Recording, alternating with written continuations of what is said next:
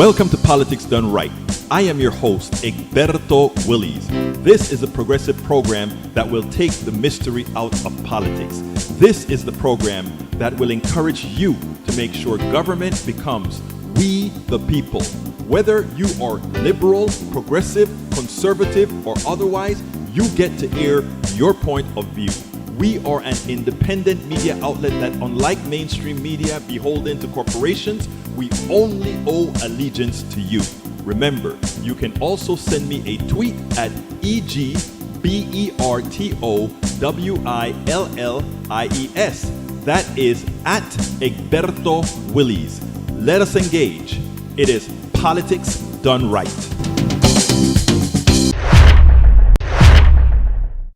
Well, folks, welcome to one more edition of Politics and Random. Egberto Willies, your host. Thank you so kindly for being a part of the show. We are going to have a great show for you today, as usual. Again, yes, we're going to have a good show. We're going to have a good show as I get all these bits and pieces put together because I'm still a little bit behind, but I'm getting the bits and pieces put together. Anyway, folks, welcome aboard Bridge MCP.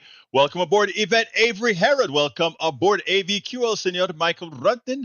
Everybody's not in the house yet. My emails must not have gone out yet as I check, and they're not queued yet. They'll be queued shortly, I imagine. We're doing fine. Anyway, Breach says, para Egberto, something good in the mail, probably tomorrow or Friday. Okay, love to hear that, brother. I love to hear that. Thank you, Mr. Rudnin. And we have also, Breach says, how is Linda doing? Linda is, today she got up. You know, I sleep at the hospital every night. And she got up today. And I left and actually took my place. And so all I was able to do is say, how you doing? How you feel? And she just said, kind of fine, etc. I took off. Well, she called me later on and she said, I don't know, but today I got up feeling somewhat better. There's still some stuff with all the stuff with her esophagus that's going on. They did a whole lot of tests today, but she seems to be improving. It seems like we hope that the shingle lupus interaction may be getting a bit better. So I am trusting that things are going to get better. You know, when you have lupus and other things happen and kidney issues, it can go crazy and it can go crazy fast, which is what exactly happened with her over the period of 2 weeks. It just went berserk. So thank you for asking, Bridge MCP.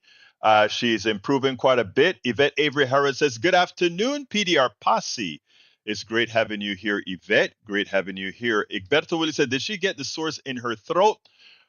We don't quite know. They did the endoscopy and it was a mess. It was all inflamed and red, when they pulled the stuff from the esophagus. So I don't think they saw any sores there, but it was very much inflamed. So it could be pre-sore or post-sore. We don't know, but they do think most of this have to do with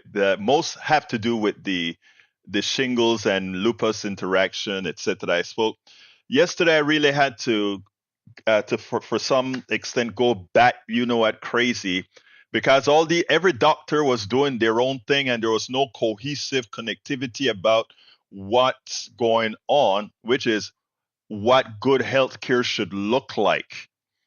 So I really got the ombudsman there and that got her together, and they, from food service to doctors to everybody, they came into the room and we chatted, because I tell you something, folks, we have the lousiest healthcare system. It's not the doctor's fault. It's not the nurse's fault. It is the corporate side's fault, because our hospital system or medical system doesn't think people first. It thinks profit first. So let me get a little bit on my soapbox. Bear with me a little bit, please. I got to say this. This is second time into the hospital in a period of, 8 days or so. First time she spent 3 days. This time she's there so far, I think 3 days. Okay. And it's interesting. You go into emergency room. The first time it seemed like she had stroke parameters.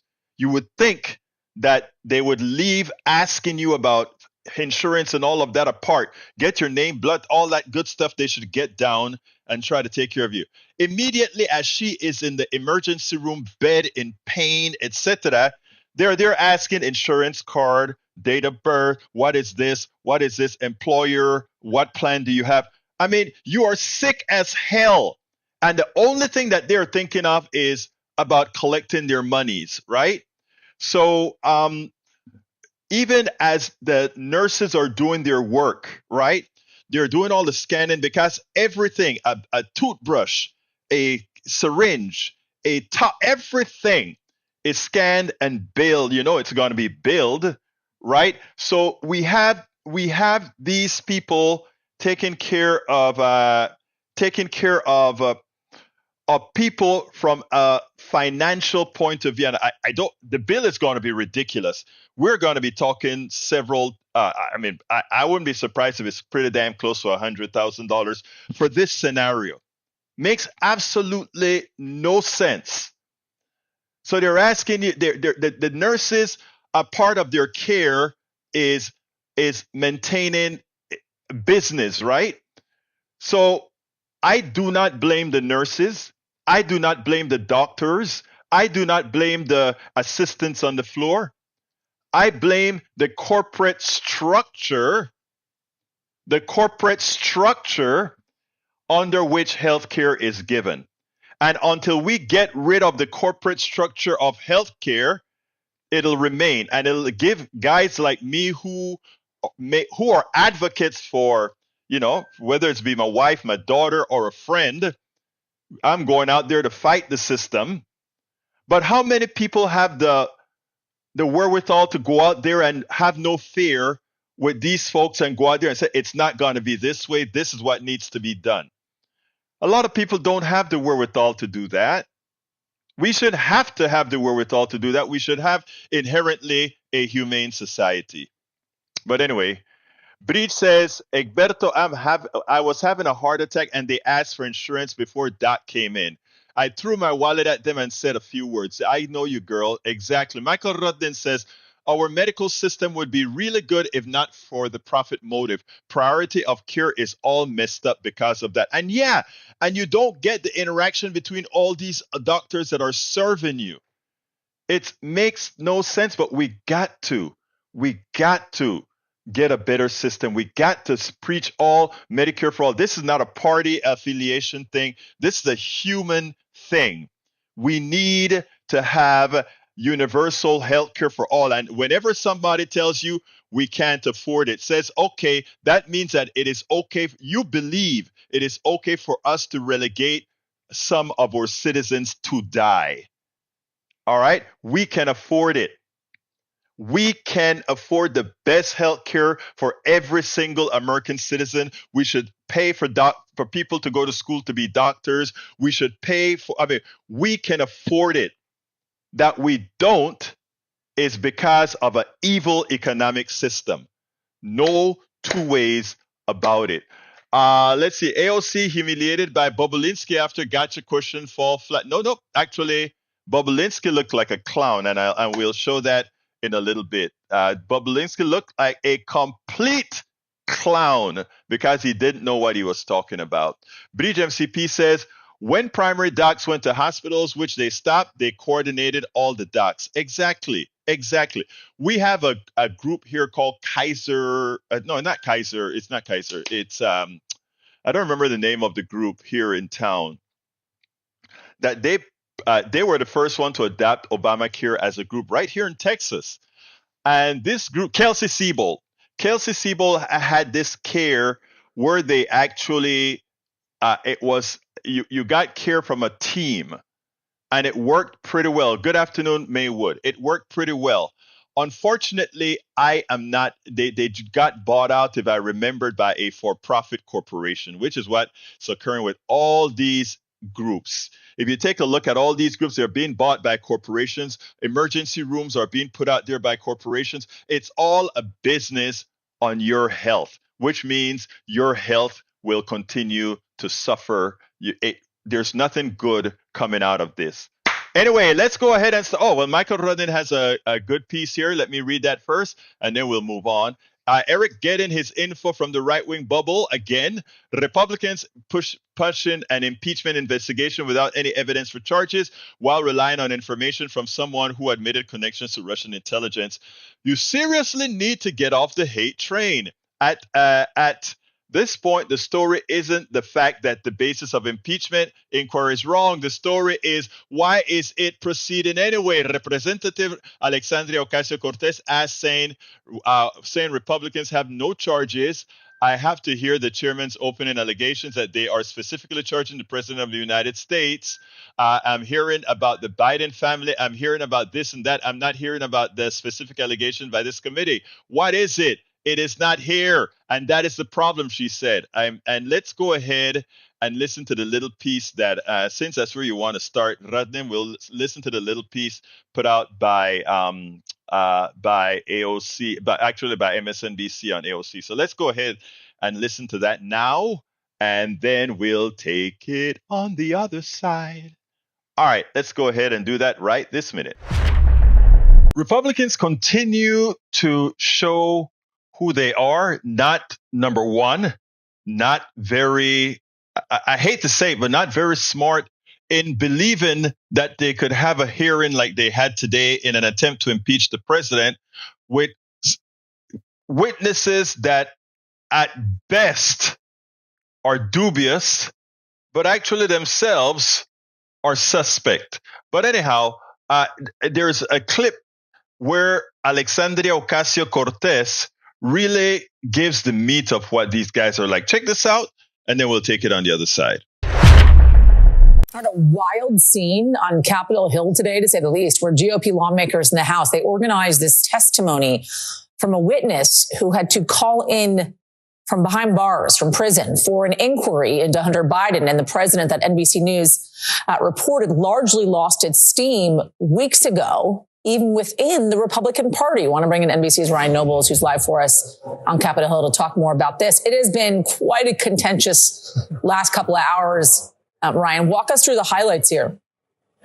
Yeah, well, it's very clear, Yasmin, that Republicans and Democrats have a different view about the trajectory of this impeachment inquiry. And what Republicans hoped to do today was bring forward a collection of witnesses who would help to corroborate their overall claims that the current president, Joe Biden, was directly involved in his son and his brother's business dealings, both foreign and domestic, and that he used the power of his office to benefit those businesses. And what they've been able to elicit so far from these witnesses, one, Tony Bobulinski, who you see on screen right now, and the other, Jason Galantis, who is testifying from behind bars in federal prison, is that it was their belief that Hunter Biden was certainly trading on his father's name, that Joe Biden was the brand that he was selling.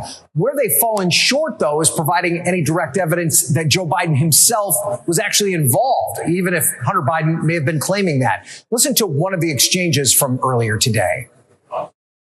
What is the crime, sir? You specifically. You asked me to answer the question. I answered the question. No. RICO, you're obviously not familiar with. Corruption Excuse me, sir. Excuse me, sir. RICO is not a crime. It is a category. What we are seeing here today is a continuation of the 15-month saga of the Republican majority lost in the desert. I mean, how low can you get? Then it's the Republicans' idea that this is the best guy they can get to testify against the president. This is the best guy they can get. A guy sitting in prison who can't even be here. And it's also important to point out that Republicans did invite Hunter Biden, who's, of course, the key witness in this investigation, kind of the foundation of the Republican claims. And even though Hunter Biden sat for a lengthy closed-door deposition with this committee, he declined the invitation to participate today, despite saying before that he'd prefer to testify publicly. He said basically that he would only testify if the hearing was all-encompassing around the topic of influence peddling, and someone like Jared Kushner, Donald Trump's son-in-law, was invited to the hearing. hearing as well. Yasmin, I think the big question a lot of people are going to be left with after this hearing wraps up is what is next in this impeachment inquiry? As you rightly point out, even rank and file Republicans are starting to question whether or not there is any enough evidence, I should say, to put on the floor articles of impeachment, or if this committee will take a different direction, do something like send criminal referrals to the Department of Justice instead. I think all of that is on the table right now, but there's no real clear path forward for House Republicans when it comes to this investigation. Yeah.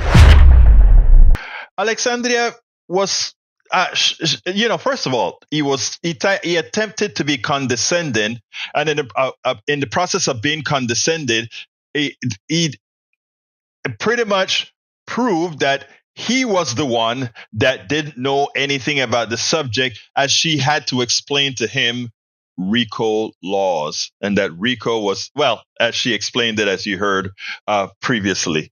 So let's be clear here. In the attempt to impeach the president or to present articles of impeachment, what they showed more than anything else is they are completely unserious.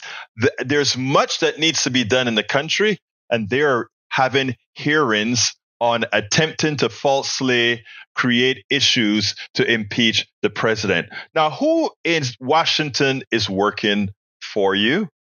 Remember this in November, because if you don't, there's going to be a lot more of this you're going to get. There's got to be a lot more of this that you're going to get. Welcome aboard, my dear Paul Fleming from Atlanta, Georgia. E2247 from all over is in the house. We also have joining Lee Grant is in the house. My brother Lee Grant is in the house. Did I miss anybody? If I missed anybody, forgive me. But let's see. IPC classification and analytical approach determines acute malnutrition situations in a country according to international recognized scientific studies. That is from E2247. Using IPC classification and analytical approach, governments and UN agencies, NGOs, civil society, and others together determine severity and magnitude of acute chronic food insecurity. Just say hunger. This food, that is one of the things with us progressives sometimes. Some of the wordiology that we use. Food insecurity. Somebody doesn't know that they're food insecure. They know they're hungry. They know they're starving. So let's use food insecurity in documents, etc. But when we're talking to, and I'm this is not on you, E2247. You just made me think about it when you wrote that down. When we're talking to people, say on TV, when we're talking about what Israel is doing to Gaza, we don't go ahead and say Israel is leaving the people food insecure. We go ahead and say Israel is starving the people. They're murdering the people by keeping them hungry. Right? That's it. Carnal. That's what Republicans know how to do. They know how to get to your carnality so that they understand that this is what is going on. When you say, well, the people in Gaza right now, the food insecurity in Gaza is very difficult. And what we would like to do is make sure that we create a transition in order to get transportation of the resources needed to. No. We need Israel to stop killing people by hunger, and we need to start doing things, right? All right. Brother Lee Grant says, shout out to Governor Abbott for struggle to protect the Texas border. You know what? I need to cut that piece out. Maybe I'll get a chance to cut it while I'm playing the other video. But let me tell you something. The reality of what's going on the reality of what's going on with the border has nothing to do. I hate to bust your bubble, Brother Grant. It has very little to do with the border. It has everything to do with Abbott making some money for his friends. We're not closing the border. We're not stopping undocumented workers from coming over, because the reason undocumented workers are coming over to the United States of America is because guess what? Guess what? America wants undocumented workers. Did you know that? Did you know that? Did you know that undocumented workers are a part of our system. It is designed within our system. It's a part of our system. Social Security depends on it. Did you know that? I doubt it. I doubt it, but you should. You should know that we depend on our social security system partially remains solvent further in the future because of all those undocumented workers that are paying social security that will never ever use it. Did you know that we need these people are a net positive? So you can keep on thinking that, oh, what, let me tell you what they're doing. And I'm going to play that video that the tape that I did on the Steve Hunter show today. This immigration thing that they want to lock people up and have concentration camps for them, and it's all a money grabber. It is to pass money to Greg Abbott's friends to build these holding tanks for people so that when they decide they need more people in there, they create a raid, bring people in that's funded by your tax dollars that go into the pockets of those people that provide that service, and they put them in there, and then they deport them out of the country, and then more come in, more undocumented come into the country to replace those that we kicked out, and the cycle continues. It's a business. And it's a business that a lot of Republicans make money from. And then they use their sycophants who are following them. Oh, immigration is a problem. Immigration is not a problem. And by the way, the people that are coming at the border are coming for a reason, which I mentioned as well. I think if I recall correctly in the show earlier today or something like that, you have got folks to get our brains informed. We can't keep living in ignorance. We have to be informed. All right, let's see what we got. Kush has nothing to do with Hunter. No, but what we're saying is Hunter was banking on the name of his father. In other words, Hunter Biden wouldn't have done diddly crap being in corporations or anything if his name wasn't Hunter Biden, if it wasn't a Biden. But that is standard modus operandi for a lot of these people. And what he wanted to say is, well, Trump's son-in-law did the same kind of things that I did. He just did it at a grandeur scale, and a scale of $2 billion. You know, it's Trump change compared to what Hunter is doing. So if you want me to show up there, bring Kushner as well. Kushner has everything to do with it. Everything to do with it. All right. Paul Fleming says, thanks to Trump tax law, next year, top 1% will get a tax break of over $60,000 each. Meanwhile, the bottom 10% will get less than $500. This is why we call the tax cuts a giveaway to the super rich, because this is exactly what they are. But it's deeper than that, Brother Fleming, because they're part of the tax cuts that Donald Trump gave that backs up. Okay? In other words, the tax cut for the wealthy was permanent. The tax cut for the middle class was temporary. Don't ask me I have to look it up. I don't remember exactly what was temporary and what wasn't. Bridge MCP says, snippet. Lev Parnas, a former Rudy Giuliani associate who was central to Donald Trump's scheme to find dirt on the Bidens in Ukraine, testified before the House Oversight Committee on Wednesday and pointed the finger at Trump and his GOP allies in Congress.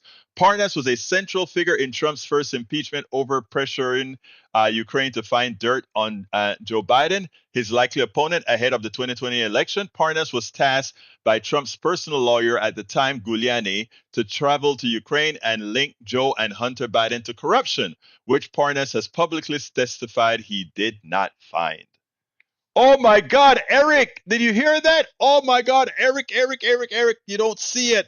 Because the hate in your heart and the wish that you have that the Bidens are as corrupt as the former president, it's not the case. I'm sorry, Eric, it's not the case. Eric, same category of supposed crime, benefiting from your name and connection to the presidency. Hunter Biden got a Burisma job off his name, earned some few $100,000 while Joe Biden was out of office, while Jared Kushner was Trump's secretary of everything and got $2 billion from the Saudis. You don't see why they're compared. Of course, you can see the correlation immediately. Paul Fleming says President Biden announced one of the biggest federal investments in U.S. chip manufacturing, an $8.5 billion grant to tech giant Intel as he visited the battleground state of Texas. It will take years for the manufacturing project to become operational, and there are already some environmental concerns about whether there's enough water in Arizona to support the needs of the chip manufacturer. Of course, there's going to be a water problem, but they're going to create reuse and all of it. But here's the kicker, right? Why? That is socialism. Why are we investing our dollars, our taxpayer dollars, to help Intel build chips that we are not going to profit from? Socialism, corporate socialism. But they don't like to say it. That's what it is. And look, I'm not blaming Biden for doing that, right? But let's all call this what it is now, so that the next time we want healthcare, etc., and they say, "Oh, that's socialism. What about giving the $8.5 billion to Intel?" Come on, folks. Maywood, that's a repeat right there. All right, let's see. Macaroni says food insecurity. It's not widespread, that's hunger. If it's widespread, that's famine. Such might be the difference between 10 million children in the US who are food insecure, periodically to go to bed hungry, which is already bad enough, compared to Gaza, where they are on the business end of the siege, warfare, and starving. Exactly. Let's see. Paul Fleming says Biden wants a 25% tax on billionaires. Trump wants to double down on his tax cut, which have already fueled wealth. Yes, yes, yes, yes, yes. This isn't complicated. Billionaires are funneling cash to Trump's campaign for a tax break. Anyone else supporting him is being duped. I know, Paul. You have to help us tell the story, Paul. Thank you. Paul says, call me crazy, but CEOs could not be making nearly 350 times more than their typical employees when 60% of Americans are living paycheck to paycheck. And under Trump, it was 80% of Americans living paycheck to paycheck.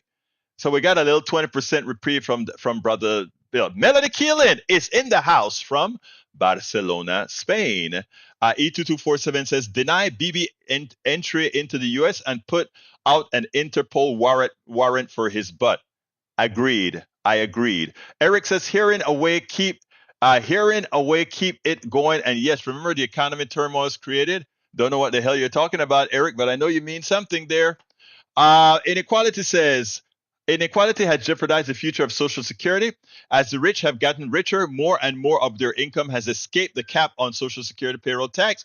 We should be focused on fixing this by scrapping the cap, no cutting benefits. Absolutely. We can scrap the cap. If we scrap the cap, our overall Social Security taxes would fall.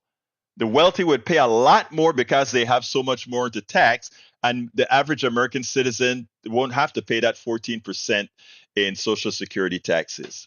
All right. Paul Fleming says, new FBI data confirms previous indication that crime in the U.S. declined significantly in 2023, continuing a post-pandemic trend and belying widespread perception that crime is rising. Lying is a dangerous thing, and that is what Republicans do best when they lie. Oh, crime is through the roof. People are dying. It's not true. Learn, read, folks, read. Squido is in the house. He says, I haven't been around for a long time because I have dementia. I'm afraid, but I'll do my best. Okay, Squido, I'm sorry that you have dementia. I know who you are, Squido. Paul Fleming Sr. says the GOP wants to distract from the ability to govern. This is why they are pushing an impeachment inquiry into Biden without any evidence. They don't know how to govern. They don't know how to govern. Let's see. He got nothing from Saudi, not his money. He is investing to make them money. No, what does he know about investing $2 billion? That's not what he does. That was a payoff, my Eric. Come on, stop being gullible. From Politico, according to Paul Fleming, Jared Kushner, Donald Trump's son-in-law, faced sharp criticism after he said Gaza's waterfront property could be very valuable in face of the Israel-Hamas war. And that's the magic. That's the answer. He spoke too fast, right? They want to push the Palestinians out because that is primo territory, that entire strip on the beach. Beautiful land. That's what they want to do. That's what they want to do. It's a shame. It's a shame. It's a shame. It's a shame. My head hurts just thinking about it. Okay, let's go to our second video. This one is funny, I think. And then I'll do the happiness video last. But this one has to do with Eddie Glaude and something he said, but it's a full story. Let's take a look at this and then we'll take it on the other side. Here we go. You know, this one was really funny that I mean, it's so true. And I had to do a double take because a lot of folks wouldn't go on national TV or in cable news and say it, right? I'm driving my car and I'm watching MSNBC, Deadline, White House, I think it was on. And, you know, Michael Glaude is talking, making some statements, and then he said it. And I'm like, what? Okay. Then I had to come home and cut the videos because you guys are going to love this. Check this out, and then we'll take it on the other side. Andrew, there's probably no one outside of Robert Mueller himself who was familiar with the investigation than you. What was your first reaction to hearing that he's back? Well, I thought it might be useful to remind people of exactly who he is. But I also think that if you put this story together with Donald Trump's current words about people who participated in the January 6th insurrection and the assault on Congress trying to overthrow our democracy, that they're hostages and not just criminal defendants. The Paul Manafort piece just becomes just another data point for something that we already know about Donald Trump, and very much running as a sort of outlaw candidate. So this to me seems like a piece of that. But it's worth remembering that Donald Trump is praising somebody who went to trial, as is his right. Paul Manafort was convicted by a jury of his peers of 8 felonies, sort of widespread tax and bank fraud. He then pled guilty to more tax, more bank fraud, obstruction of justice. He admitted that he tampered with 2 witnesses while out on bail. That led to the judge revoking his being out on bail and sending him to jail. He also, as you noted, had ordered that internal polling data be given to his colleague, Konstantin Kilimnik, who was found by the FBI to be closely associated with Russian intelligence. And actually, after the Biden administration took over, it was confirmed and reported that Russian polling data went to Russia, didn't just go to his associate, that it actually did make its way all the way to the Kremlin.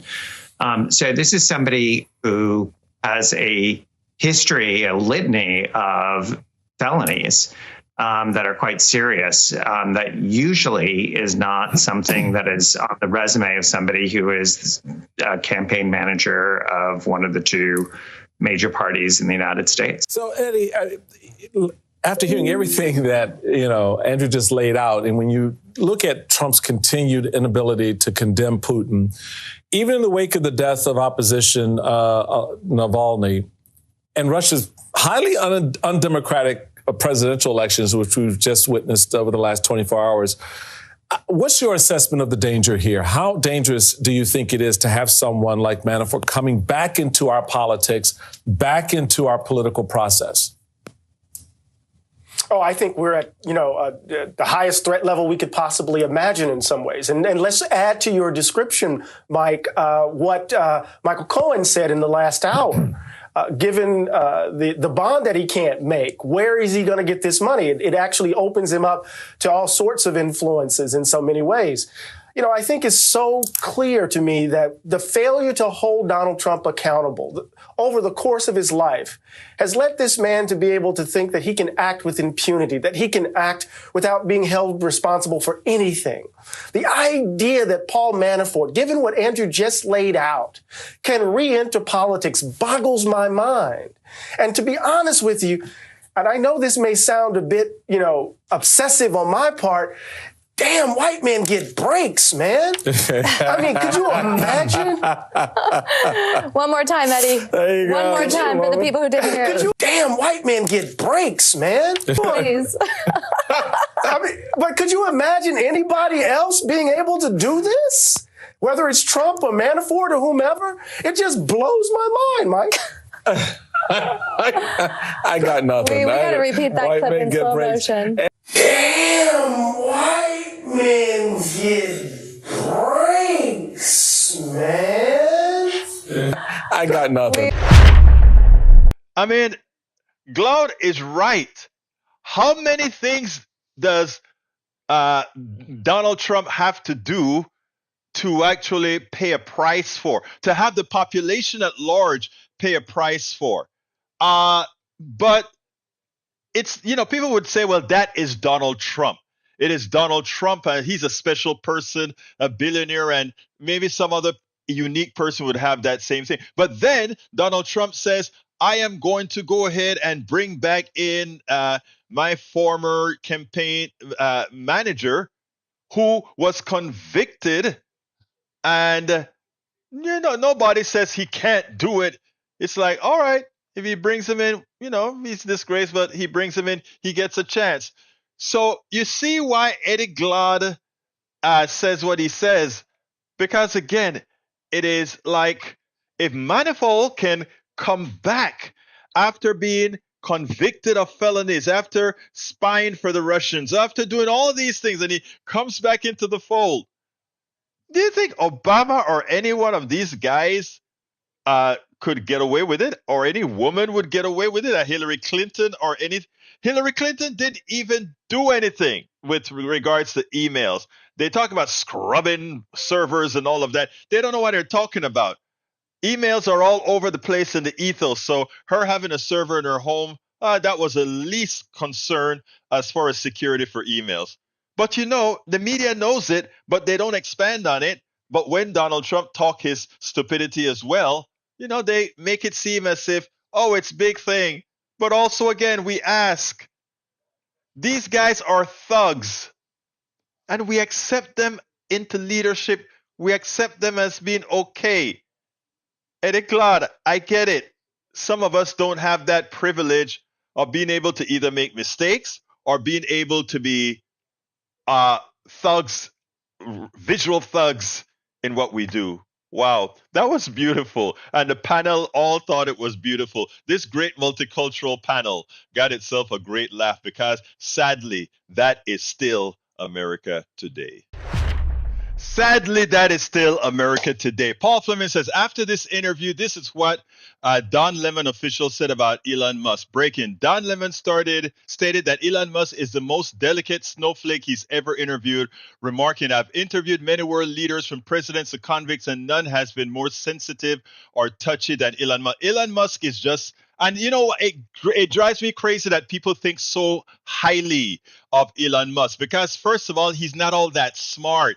It's amazing what can happen when you get a silver spoon, right?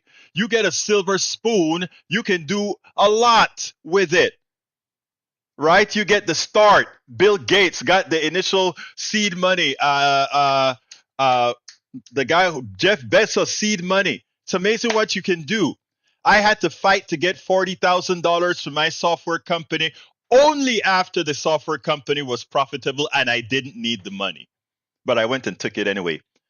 I wrote it in my book, Tribulation of an Afro-Latino Caribbean Man. That story is in there as well.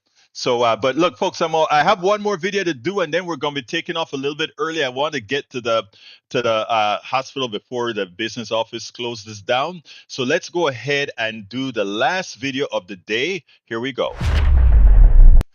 Guess what, folks? Guess what's out? It's the happiness index. And, for the first time in history, in other words, for the first time since the UN started doing the happiness index, the United States has fallen out of the top 20. You have to ask yourself, how can the richest country in the world, that country that made of milk and honey, it's the capitalist bastion, it's a place that everybody wants to go to. Well, there is a problem. Houston, there is a problem. Of the happiest countries in the world, guess where most of them are. Of course, as usual, the Nordic countries, stuff that we've spoken about over and over again. And the fight between Finland and Denmark continues. Finland is the happiest country in the world. You know, I wonder why. Great educational system, great healthcare system. They care about their people. They take care of their people. Followed by whom? Denver. Denver again. Great healthcare system. They take care of their kids. They take care of families. They are the true countries that can say family values. Iceland, often run by women. It is wonderful to see that countries that really take care of their own are the countries that are doing very well. Sweden, of course, we know that Sweden does very well. Again, they take care of their people.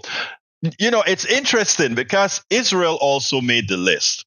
And you have to ask yourself, what's so special about Israel? Well, the truth of the matter is Israel is what I call a capitalist socialist state because it has a huge social network. You take a look at the kibbutz. That's a sort of a collective social sets of programs. You take a look at their healthcare system. You take a look at all these things together, right? And it turns out that in as much as they are our sister nation, they don't make the mistakes we have in the way we take care of our population. They care about their population. We don't. We believe in laissez-faire capitalism that really harms many of us. The Netherlands, of course, the Netherlands would make the list. Norway, I had a caller from Norway who spoke about his son being paralyzed and on a mountain. I think he went skiing or something like that. I should link the interview with him. I did a long interview that eventually went viral. This guy from Norway said, actually, he's an American who left America because of our system and decided to move and migrate to Norway and has never turned or looked back because he said all the he's a productive citizen, but all the programs that one would expect a good country to have to take care of its people, Norway fit the bill. His son got into a ski accident, got paralyzed for a while. They sent the helicopter to bring his son down to the hospital. They paid the insurance system, made sure that his son had transportation to and from rehab. I mean, it was just, he said, a humane experience, even as tragic as what happened to his son. And of course, we have Luxembourg, Switzerland, number 10, Australia, 11, New Zealand, 12, Costa Rica, at least one country in my part of the world, Costa Rica, they have a good healthcare system where you have people that come to your home. With the way they do it is, I think I don't remember how many years they make sure that every single, whether you're in the mountains, on the top of a cliff or wherever, they make sure that you have contact with the health system that does a checkout of you, etc. They send people around the country to take good care of their people. Kuwait, well, of course, it's a rich country, abundance in oil. But I tell you what, it just shows you by having Costa Rica on it at the same time that you have Kuwait, you can be not the richest country or the poorest country. It doesn't really matter as long as you have a system that is humane and cares about people. Canada, of course, is number 15, Belgium 16, Ireland number 17, Czech Republic is 18, 19 is Lithuania, and 20th is Great Britain, the United Kingdom. Again, there's something special about all these places. They have great health care for their people, and they have good programs to make people's lives worth living without having the stresses that we have here in the United States. Now, you may say the United States is 23. That's way above the 100 and something nations in the United Nations, and you would be right. There's a lot of good happening in our country. But for being the bastion, the richest country on the planet, not necessarily per capita, but as far as resources is concerned, one would expect us to be at the top of the list and be able to do the things that we want to do. Now, I'll tell you something else. In as much as our happiness index is rated at 23, if you were to go into individual areas of our country, whether it be Appalachias, the ghettos, the barrios, etc., the misery index would be pretty high, because as it turns out, we have great bifurcations in how people live. And until we understand that and start fixing those issues, we will continue to be where we are. But again, we have fallen out of the top 20 for the first time ever on this list. We have to stop being a country in decline and remember what it's like to be that country that can lead the way. And let's go ahead and do that again, folks. Let's go ahead and do that again. Absolutely so. Absolutely so. Welcome aboard. Gatlin Combo says there's no excuse for how terrible the U.S. is to its people. Thank you for those smart comments. E2247 says, thank you, Linda and Ashley, for sharing Egberto with us these hours.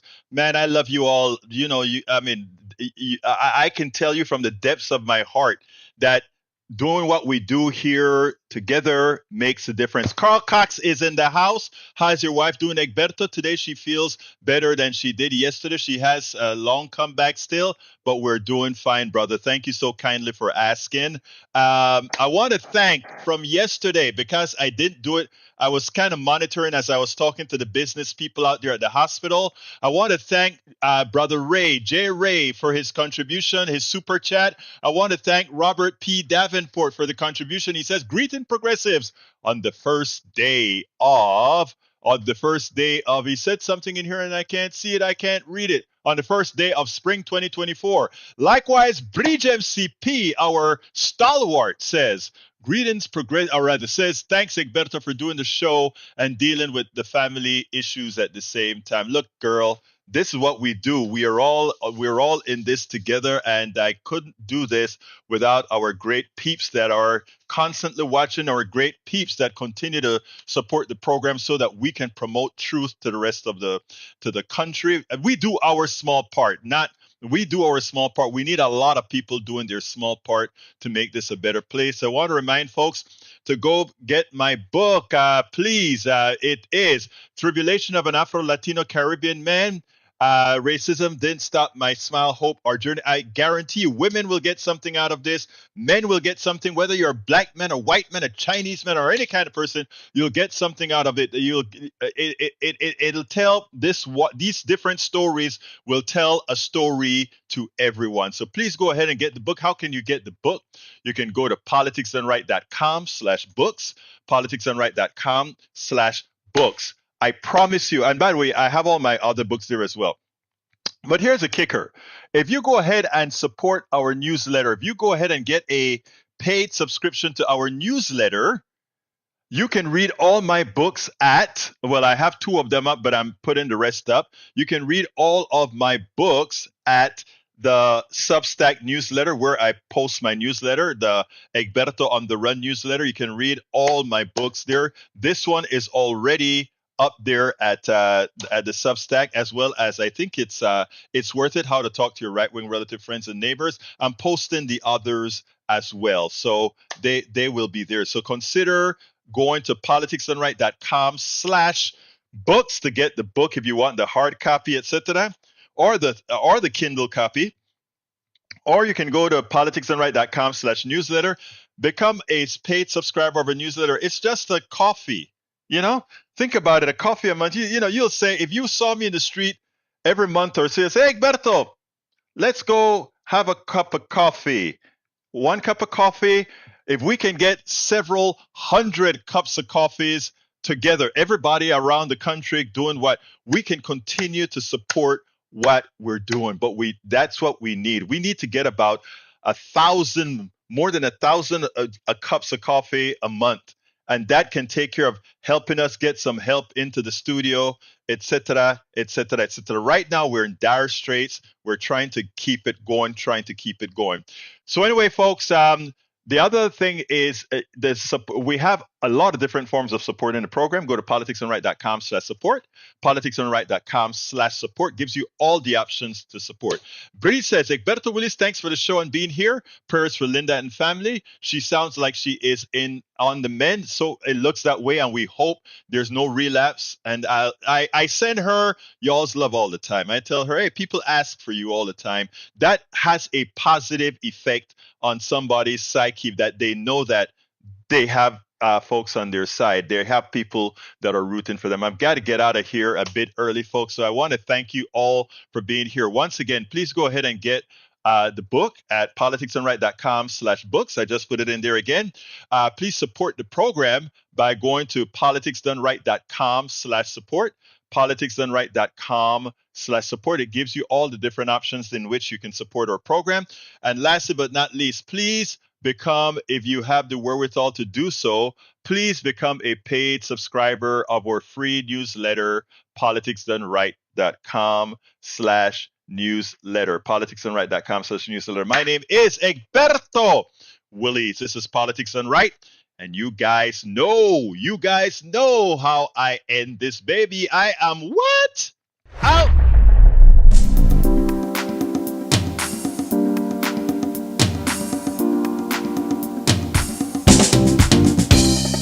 Welcome to Politics Done Right. I am your host, Egberto Willis. This is a progressive program that will take the mystery out of politics. This is the program that will encourage you to make sure government becomes we the people. Whether you are liberal, progressive, conservative, or otherwise, you get to air your point of view. We are an independent media outlet that, unlike mainstream media beholden to corporations, we only owe allegiance to you. Remember, you can also send me a tweet at EGBERTOWILLIES. That is at Egberto Willis. Let us engage. It is Politics Done Right.